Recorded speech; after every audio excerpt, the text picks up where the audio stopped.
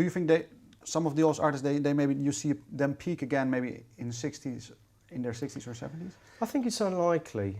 I think it's unlikely. Does it make you sad that for most artists that there's actually a line going downwards instead of... Does it make me sad? No, I don't think it's something to be sad or happy about. It's just that I think that's just the way it is. I think we should be happy that an artist has a period when, you know, they are incredibly focused, incredibly strong, incredibly innovative. There are exceptions. I think Kate Bush, still capable of making records as strong as she ever did. But you look at the time span between them. Yeah, she takes maybe a decade off? Or yeah, even... and Scott Walker is the same. Is that a good thing, maybe, in this day and age?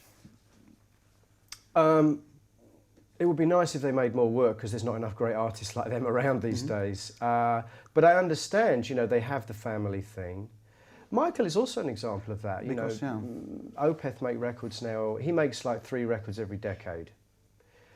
They're great records, but the reason that he made a record every year when he was in his 20s and now he makes a record every 3 years is because he has a family and he has 2 kids and he still wants to make great music. So it takes longer to be certain that you have something worth releasing into the world. Because I was thinking of him when you mentioned that maybe you were not talking about him directly, but that he applies to that picture of past his 30s with a family.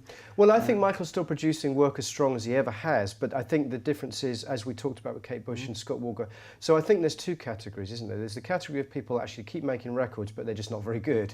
And there's the category of people that keep making records, but the time span between them gets longer and longer and longer, but they're still fantastic records. But do you say that it only has to do with family, or also maybe just with a sort of excitement when you're young, you're doing a lot of things for the first time, and maybe as you grow older, things start to get more into a routine?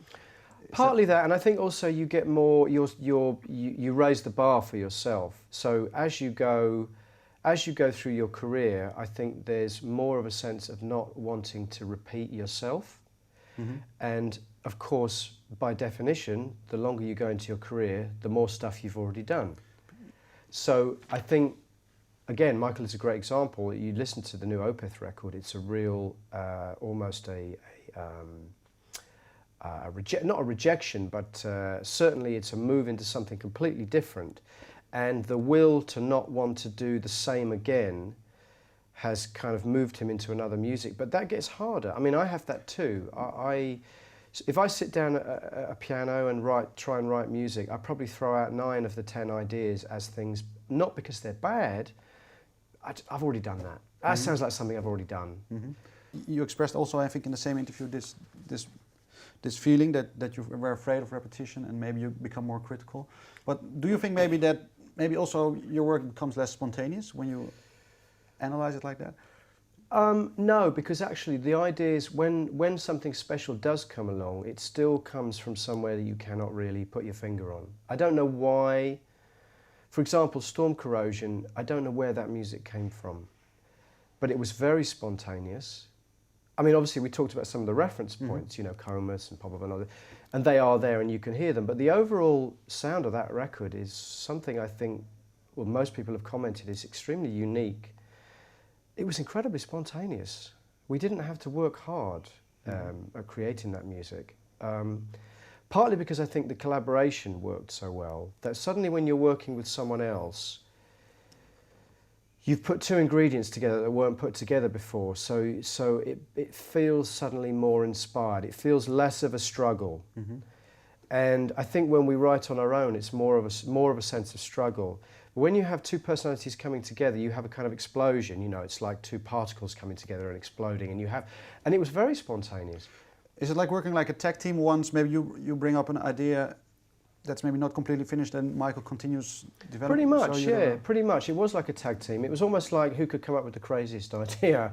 And then the other person, far from saying, we can't do that, it's insane, would say, that's great, but let's go even further, you know. And so that gives you a very secure feeling that there's nothing.